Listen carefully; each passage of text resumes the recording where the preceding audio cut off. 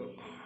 Good morning, sir. Good morning, guys. I'm Lawrence Philip Mangan, fourth year criminology student, and this is my oral exam in court testimony. My topic for today is all about right to summon assistance, visitation right of a suspect or respondent, and right to break in. First, I would like to discuss the rights to summon assistance. An officer making a lawful arrest may orally summon as many persons as he deems necessary to assist him in effecting the arrest. Every person so summoned by an officer shall assist him in effecting the arrest when he can render such assistance without detriment to himself. Ti Ilocano, ti maysa nga opisyales nga agaramid ti kalintegan nga panakaaresto mabalinmet iti mangayab ti verbal nga panagpaayab ti maysa matsegnan ken kasapulan unay ti panakataming ti panakaaresto ti maysa nga tao. Example, Mr. De La Cruz, a police officer, have been ordered by his superior to make a lawful arrest to Mr. John Anthony Letibio and to convince him to go with him so that he will give assistance and without detriment of himself. Sigurado na ito ni Mr. De La Cruz kapan inaresto ni Letibio gapon ta kayat na nga makonbensar iso na mapan agparang iti court tapnon awanti detriment o kaya tapno mailisis so na iti mangsakit kanya na tapno safety so na mapan iti court. Next example is Mr. Rainier Vidal went to the house of Mr. Abdul Dabul to issue a call to convince him to appear in court. Kaslamat lang ito yung awanti detriment na ang naipad dyan. And second topic is visitation right of a suspect or respondent. While on detention, you will be allowed to visit by or conferences with any members of immediate family or any medical doctor or priest or religious minister chosen by you or by your immediate family or by your council or by any non-government organization or NGO duly accredited by the Commission on Human Rights or by any international or NGO duly accredited by the Office of the President.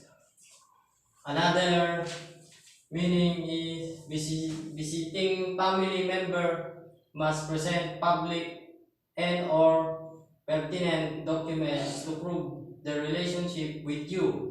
Sika nga nakadetain. Visitors wearing the color of the detainee's uniform will be advised to wear another color. Conjugal visit will not be allowed during detention. Cameras, video equipments, cellular phones, and similar devices are not allowed. Sigurado to'y bawal ti amamong, parkadam, bawal ti cellphone, o yaman nga gadget, yung munag kati may sanga magbaludan. Kapag nga bisita. This is the example.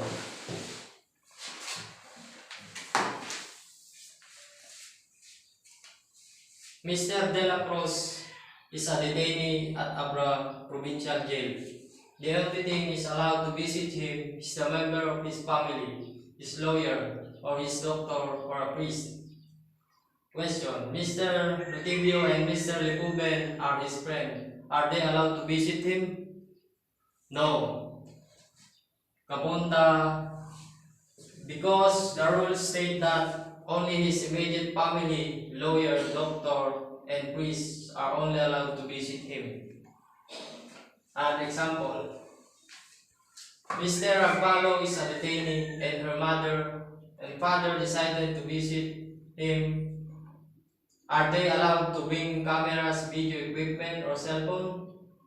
No, because the rules state that camera, video equipment, cellular phones, and similar device are not allowed.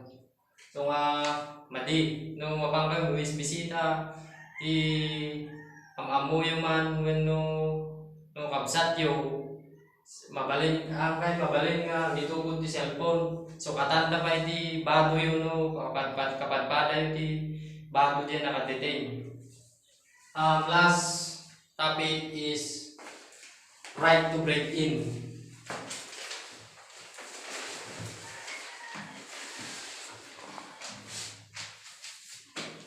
Right to break in. Wala na to right of officer to break into a building or enclosure. An officer, in order to make an arrest, either by virtue of a warrant or without a warrant, or with warrant. Take note, may break into building or enclosure where the person to be arrested is or is reasonable believed to be, if he is refused admittance thereto after announcing his authority and purpose. Example, Mr. Lawrence Mangad is a police officer ordered by his superior to make an arrest to Mr. Mariano Felix because he has a warrant. Upon arrival, Mr. Lawrence Mangad saw Mariano Felix standing in front of their house. But Mariano Felix refused and ran into his neighbor's house to hide. He locked all the possible entries. Now, question. Mr. Lawrence Mangad have the right to break in or to destroy the door or any possible entry? Yes, he have the right. Masahag ko damdama. Mr. Jansen Mangad is a police officer, so Reniel Vidal, who have been issued a warrant of arrest. But Mr. Jansen Mangad had no copy of warrant of arrest, but he did not refuse to perform his duty. So he talked to Reniel Vidal patiently and convincing him to surrender. But Mr. Reniel refused and ran away and hide into a building. He locked all the possible entries. Now, question. Is Mr. Jansen Mangad have the right to break in? This is now the answer. Yes, because it states that an officer, in order to make an arrest, either by virtue of warrant or without a warrant, may break building or enclosure where the person to be arrested is or is reasonably believed to be, if he is refused admittance thereto after announcing his authority and purpose. So, see, the ito topic ko is all about rights of a policeman and right of a suspect. So, thank you, sir. Thank you, guys, for listening. God bless.